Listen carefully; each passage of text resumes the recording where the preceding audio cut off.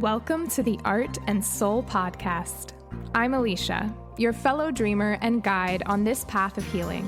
This podcast is our sanctuary, a place where artists, creatives, and sensitive souls like you and me can come to recharge and find inspiration. You'll find tips and tools to help you on your awakening journey. Let's dive deep and discover the magic inside of us. Okay, this is crazy and really exciting that we're here. My name is Alicia, and I am so excited to be sharing this podcast with you. I have been looking forward to and wanting to share so much with you for so long, and it just hasn't been the proper time. There's been a lot going on in my personal life, and also just the timing of everything in the universe right now is exactly where it needs to be. The timing of where you are right now is exactly where you need to be. And I'm so excited that all of these things have finally converged to the point where I get to share with you and podcast and write on Substack and share meditations and community and all of these things for you, because this is why I'm here. I have been in an energetic gestation period and birth pains for what feels like, honestly, forever. And I've been feeling this way because I know that I am meant to share all of this with you and to help you really heal and thrive as artists, as empaths, as creatives, as people just like me. And it just hasn't been the right timing. So I'm so excited and so grateful that we're finally here. I have a lot to share with you, and I have so much information and so many tools that I want to give you to help you on your journey, both as an artist, creative, and as a person. But first, I thought it would be really important and fun to just share a little bit about myself and my own journey and how I ended up here as an energy healer, as a spiritual guide, and, as an artist as well. I especially just want you to realize and see that I have been exactly where you are and still am in many ways. And I really believe in creative people. I believe that we have a big impact to make on this earth, especially at this time. And I want to be vulnerable about my own journey and what led me to you here today. Okay, so the first thing I want to do is I just want to share a little bit about me and my background and what led me to become an energy healer and spiritual guide and all of these things that I label myself as. Because really I'm just a person who's been through it, and I am excited to help you go through whatever you're going through. I often have trouble with the question, tell me about yourself, or share a little bit about yourself or your background, because I do feel like I'm a very multifaceted human being. And while I believe that kind of, everyone has these different pieces of themselves and depth to themselves, I feel that my interests are very widespread. And I have dabbled in many things, and I'm interested in a lot of things, and I love a lot of things, and I'm passionate about a lot of things. And not all of them necessarily kind of go together. Somehow they have converged into me and my personality, and also the things that I'm offering to you at this time too. So I'll do my best to kind of go through this, but just so you know, one of my biggest fears in the past was being misunderstood or feeling like people didn't understand me. And I think it's because I wear so many different hats. And I know as an artist, you can understand that too, many of you, or as a creative person, you probably are doing all sorts of art. You're probably very multifaceted as well. So hopefully you can relate to the fact that not everyone will understand you, and that's okay. And it's something that I've kind of had to come to terms with and just present whatever part of myself feels available to the person at the time or the audience at the time. But that being said, I'm going to try to jump in and tell you about myself in the best way I can. So I'm an only child. I grew up in Ohio, and apparently now it's really like a loser thing to be from Ohio, according to Gen Alpha. That's what I hear, at least. But it was great. I had a great childhood. I had a good time. And the biggest thing for me, there were two major things that were present in my life growing up.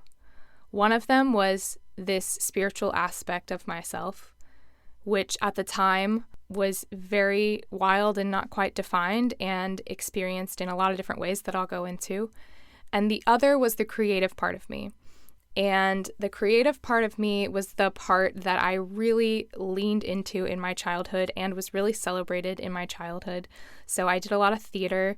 I danced. I was very athletic. I did gymnastics, like I think I tried every single sport you could possibly try. I should say I tried every individual sport you could possibly try. I didn't like team sports, but I did gymnastics. I did tennis. I did horseback riding. I did, all the weird stuff like that. And I loved theater. I loved musical theater. I loved acting. I loved singing. I loved all of that. I loved writing. I loved drawing and painting and crafts. And none of that has really changed. I still love all of that, and I still enjoy pursuing all different kinds of crafts and fun activities any way I can. I would say I'm a very adventurous person in that sense. But yeah, so those were kind of the two pieces of me, and those were the two pieces of myself that I identified with. At the time, when I was growing up, I was raised in a Christian household, so a lot of my spiritual development and my connection with God and my view of spirituality was through the lens of Christianity at the time. I was always a big dreamer, both literally and figuratively, but what I mean is that I had very intense, wild spiritual dreams, sometimes night terrors, nightmares, lots and lots of activity going on in the astral plane at night. And during the day, I was very emotional, very dramatic. And I also, what I found out later was I took on people's emotions, I took on people's energy, I took on other people's vibration, and I didn't know what to do with it, and I thought it was my own for a long time. So I went through a lot of physical pain and frustration and like allergies, food allergies, all sorts of things that doctors couldn't figure out what was wrong with me because I was taking on all of this energy, and I just didn't know how to process it. So that was kind of a big part of my childhood as well, all of that.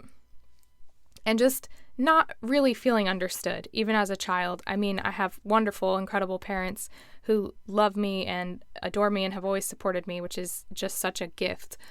But in general, I always felt like an outsider to the world. I always felt different from everyone else. I always felt like I was just odd compared to other people. And most of the time, it really didn't bother me because I have known since I was very young that I'm here for a really cool purpose, and that part of that involved being different than other people. So as a child, I was totally fine with that.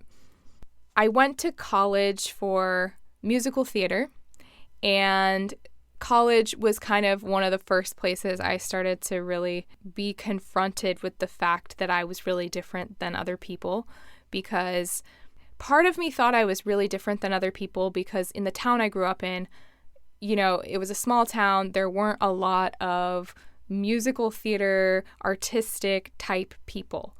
And so I thought that maybe I was just weird because I liked the arts. And then when I got to college and I was surrounded by people who loved the arts, I was like, oh, I still kind of feel like an outsider. And at that point, it was because of my spirituality. Again, going through that lens of being a Christian.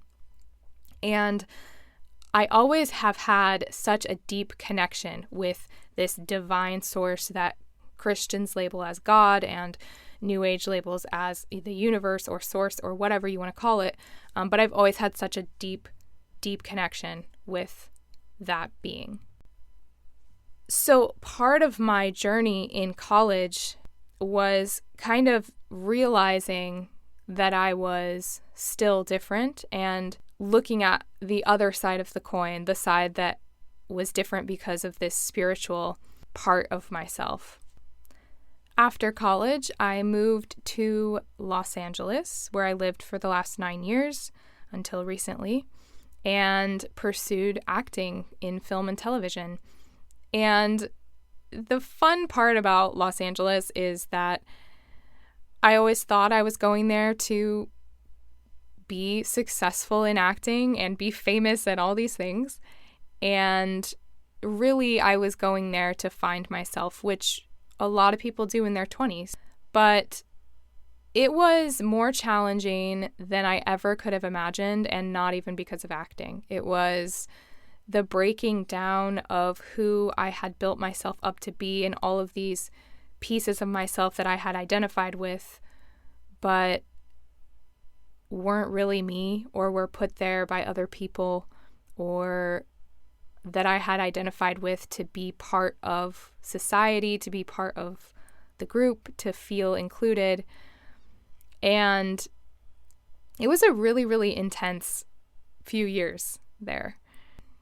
And then most recently, my husband and I moved from Los Angeles to Atlanta, and this is where we are now. And it's really been such a fun and crazy journey to where we are, both, geographically, but also where we are personally and spiritually. So I suppose I should talk a little bit about becoming an energy healer and how all of that sort of happened. Like I said, I kind of was always very in tune as a child, but didn't really have any kind of place to put that information. But my whole life, and maybe it's because I, was nauseous and didn't have anybody to tell me why I was always sick to my stomach, or maybe it's because I was a dancer and a gymnast and I understood the body really well in that way. I don't know why, but I had always been really interested in anatomy and health and wellness in general. And when I was deciding what I wanted to go to college for, I even actually shadowed a physical therapist and thought that maybe I would go that route. I was interested in anatomy and biology and physics and science. I had always excelled in science and health. And so I found that really fascinating. So although I didn't choose that as a career, because again, there were so many things to choose from and I had so many interests, I ended up choosing theater, but I always kind of held a place in my heart for health and wellness in general. So my senior year of college, I accidentally graduated early without planning to. During that time, I realized I had 6 months where I could kind of do whatever I wanted, and before I moved to wherever it would be, New York or LA, and I decided to go to massage therapy school because I thought, oh, that'd be a great way to make some supplemental income while I'm auditioning and, just do massage until I can find an acting job. So I went to massage school and I had this absolutely incredible human being of a teacher named Miss K. And she was one of the most interesting, crazy women I have ever met. She was all holistic. She was also kind of a conspiracy theorist. And that was sort of back, this was in 2013. So this was back before, there were a lot of conspiracy theorists. There were, but she was just kind of leading the charge on some of that stuff in terms of, GMOs in our food and that kind of stuff. She was kind of the first person that I heard any of that information from before it was all over social media, because we didn't really have social media the way that we do now. So I just absolutely loved learning from her because she was one of the first people that combined wellness in a lot of forms. She didn't just teach us about massage. She taught us about just knowing our body. She taught us about being in tune with our body, listening to our body, understanding ourselves intuitively and listening to our intuition. She taught us about eating for our body and movement and all of these important things, sunshine, all these important things that people are kind of just talking about now, but back then nobody talked about in terms of health and healing. And one of the things that I was so mesmerized by was she would do energy healing and intuitive healing on people as she was giving them massage. She would tell them the age that this trauma happened to them, and she would tell them the emotions that were attached to it, and she would help them release it all through body work and just her intuitive insight. And I had never seen anyone do anything like that. And I was so in awe of it and fascinated by it and also afraid of it because of my Christian background. And I loved it. I thought it was so cool. So that was my first kind of experience with energy work, or seeing someone do energy work, and kind of my first interest in it. The interesting thing, though, is especially with the massage community, there's a huge emphasis on Reiki. And that's what we learned in school. We didn't learn how to do it. We weren't attuned, but we learned about it and learned that some people do that along with their massage. And there was a girl in our class who was already Reiki attuned, and she, showed us, did Reiki on some people and stuff. So that was kind of my first introduction into energy healing. But I didn't know that energy healing existed outside of Reiki. I just knew about Reiki. And I never really, this is a little controversial, I'll be honest, but I never have really felt drawn to Reiki, and I've never really liked it for myself. Other people have had great success with it, but for me, I just always felt like that wasn't what I was meant to do. And I even tried several times. I tried to take a Reiki course, and I just couldn't get through it, and it just didn't feel right. And I wanted to do it because I knew that I wanted to do energy work, but it just never felt like it was the right thing for me. It never aligned with my soul. And so I ended up ultimately never becoming attuned. But I'm so glad I didn't, because it opened up such a different way of healing and learning for me that I think is really important and really powerful, and my own journey to that. So that was all back in 2013. And then when I was in LA, I became involved with the Christian prophetic community. So the Christian prophetic community, if you don't know, is like the psychic community of Christians. It's people who hear from God. It's people who utilize the Holy Spirit to heal, to speak in tongues, to do miracles, and just really to love people and encourage people. And I never had a bad experience with the church. That's one thing about me that is kind of interesting about my story. I'm no longer a part of a church, but I have not left because of a bad experience, or I know many people have been hurt by the church, and I feel for you. And many people have been hurt by the cult-like approach to some churches, and so I understand that experience, but that was never my experience. And I had a great time. I really enjoyed being part of that community because it was feeding some gifts that I had that I didn't understand what they were at the time. And so when I found other people who were also part of something that I believed in and part of this group that were doing the same things I was doing, or that I had always felt in my soul was part of my gifting, it was really, really fulfilling and exciting to be part of.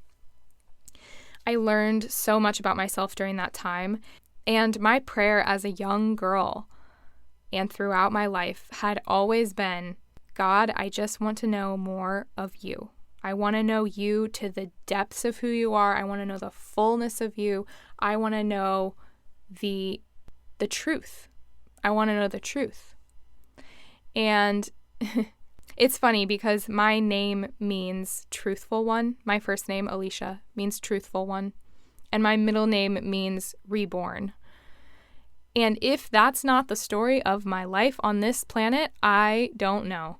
Honestly, I feel like my entire life has been this pursuit of truth. What is the real truth about everything, and especially God, spirituality, and myself? And over and over and over again, I have been reborn and probably will be multiple times in this lifetime. It's just part of who I am. It's why I'm here. And it's kind of fun, honestly. I take pride in the fact that I'm not the same person I was 5 years ago. And 10 years ago, I was a completely different person than that. And it's part of the reason I don't have a problem looking back and saying, yeah, I actually think I was wrong, or I don't believe that anymore, because I have been led in a different direction and I've been taught something new. And again, my North Star has always just been that being, God, that I've been connected with since I was very little. Don't know why, don't know how, but I've just always been connected with it. And so as I've moved and navigated through all of these different types of experiences, my truth has always been, I just want to know you, God, like more and more and more. And it's taken me to places that truly most people don't go to. And it's taken me through some scary places, and it's taken me through some places where I've had to learn what discernment really is and not just following other people and what other people say. Because it's taken me through a lot of experiences that have not been okay with my family, have not been okay with my friends, have not been okay with a church or an institution or a system. And I've had to just still trust that my connection with God is true and real and strong, and that no one else has that same connection that I have. And so I have to keep trusting it. Everyone has their own connection and everyone has their own experience with it. And it's not for me to say how they should live either, you know? So anyway, back to... Man, I didn't realize I had so much to talk about actually about this. So back to finding myself as an energy healer. So I had gone through some Reiki stuff. I had gone through this like prophetic community situation and had been led out of that. And in 2020, of course, when the entire world shut down and everyone woke up, I was led to a book that was actually written by a psychic. And at that time, it was a little scary for me to even say psychic, or like it was like a very taboo thing in my upbringing and everything, and was told, you know, psychics are bad and the whole thing. So I was led to this book, and I really felt God allowing me and saying, you're safe, it's okay, just read this, there's something in here for you. And so I read this book. And in the book, she lists 7 or 8 different reasons why you're on this planet, why you're here, what you came to do. You should identify as a starseed or as a light being with one of these 7 or 8 reasons for being here. And at that time, I was just so, I mean, this can be for another time too. I could do a whole podcast just on my ego death. But at that time, I was going through an ego death, and I was really going through an identity crisis. And I looked to these 7 or 8 purposes, and I saw healer. And I realized that in everything I had ever done, even acting and everything creative, all I ever wanted to do was help people heal. I remember being at a burger place, I think it was like a Shake Shack or something, and the guy who brought our burgers out to us was like really overly friendly. And he came up to us and he said, if you could have any superpower, what would it be? And most people at the table with us were like, I'd want to be invisible, or I'd want to fly, or I'd want to read people's minds. And I'll never forget, I thought about what I actually would want to do, to be. If I could be anything in this life, what would I want to do? And I said, I would want to know what someone's problems were, whether they be physical, mental, or emotional, or spiritual. And I would want to be able to heal them instantly. And he just looked at me like, whoa, okay. Wow, what a deep answer. And no one's ever said anything like that before. And I realized during that time, like, yeah, that's what I've always wanted to do. As I was reading that book, I'm like, yeah, I thought back to that memory and I'm like, that is what I've always wanted to do. Heal people, help people heal themselves. Even when I was in the church, I was always praying for people's healing.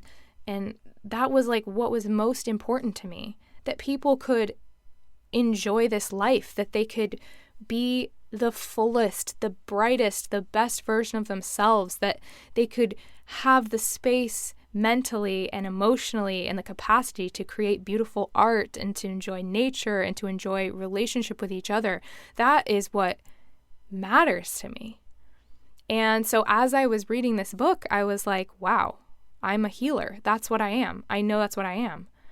Simultaneously, I think honestly, a week later, maybe at the same time, I picked up another book, and it was by Eileen McCusick, and she is the founder of biofield tuning, which is one of the methods of energy healing that I use when I'm working with clients.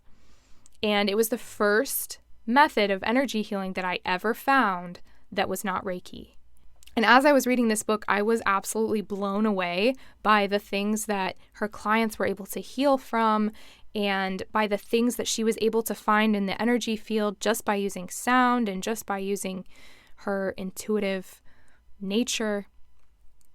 And I was hooked. Immediately, I was hooked. I said, I'm signing up for this. I know I'm meant to do this. And of course, I couldn't register for it for like 6 months or something because all the classes were full and it was during COVID. And so everything was online and really limited. So I read that book and then I read another and then I read another. And then I became certified in body code and emotion code. And I started just intuitively practicing energy healing. And then I took another energy healing class with someone from the Den meditation. And I started to realize, oh my goodness, there is a whole world of energy healing and spiritual healing that is outside of just Reiki. Thank goodness. And it's really beautiful and it's really cool. And it's exactly what God has been preparing me for since day one and why I came to this planet.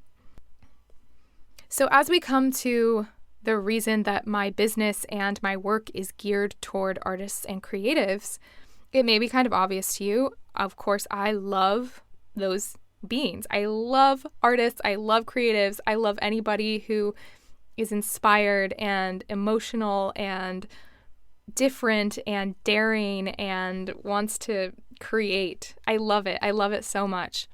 And I love being connected with all of you artists.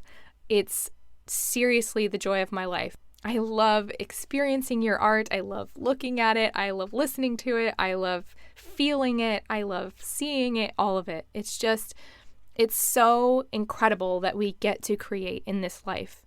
And to me, it is just an example of how we really are little sparks of God. Like we are God's creations because we can create. Like it's just so beautiful. And so as I've worked with many different types of clients, of course I love working with everyone, and I love being able to help anyone heal who needs it and who wants to truly heal. But my passion and my desire is to help other artists to heal to the point where they're not stuck in these depression loops anymore. They're not so anxious that they can't create the art that they want to create. Sometimes artists, we use our emotion as creation, right? We want to use it to help us, to propel us into creation. But sometimes we get caught in the loop of that emotion or that pattern or whatever it is, the anxiety, the depression, and it actually becomes a hindrance and a blockage to the creation that we so badly desire to do. And so then our creation either becomes dull or our creation gets all of our energy, but then we as humans become dull and we're not thriving, we're not vibrant, we're starving artists, we're poor, we're just sad, we're lonely, all of these things that we don't need to be. We don't have to be depressed to create beautiful art. And I am not advocating for just bypassing depression or bypassing anxiety or sadness or grief or any of that. Absolutely use it in your art. Absolutely look at it from every perspective and understand it and hold it and all of that. But when it's time, we need to have the tools to move it through and to be able to move to the next thing and see what else there is to create and what else there is to do and how else we can influence the world and affect the world in a really beautiful and positive way. So ultimately, I think that is my mission, is to help people do that. I want to create a community for all of you that is vulnerable, that is restorative and healing and safe, that is collaborative and exciting and inspiring.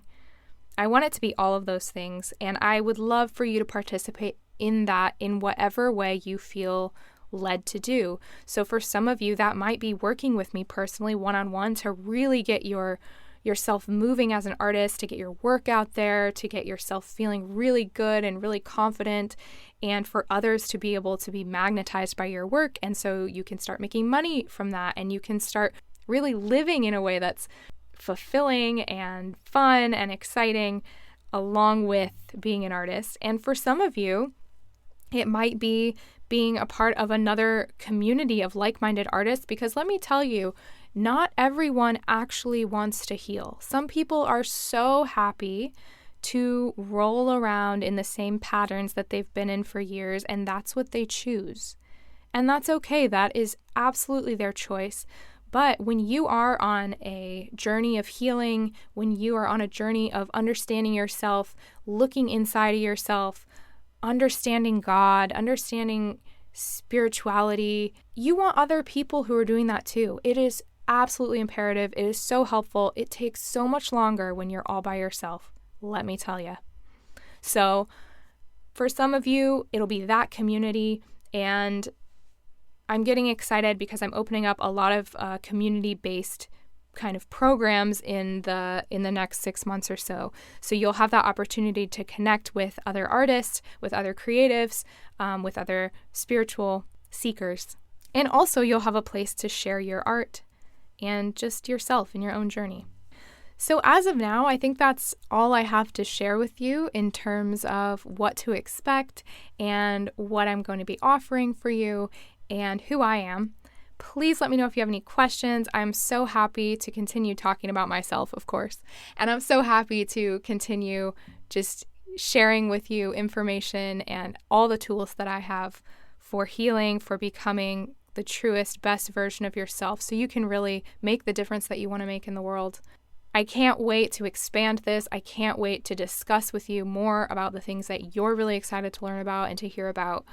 And thank you so much for just giving me your time, your energy, your focus listening to this. This was my first podcast ever on my own, and it was kind of scary to do a little bit, and I guarantee you I'm going to listen to the beginning of the podcast and be like, wow, how uptight do I sound? And now I sound a lot better now that I'm at the end.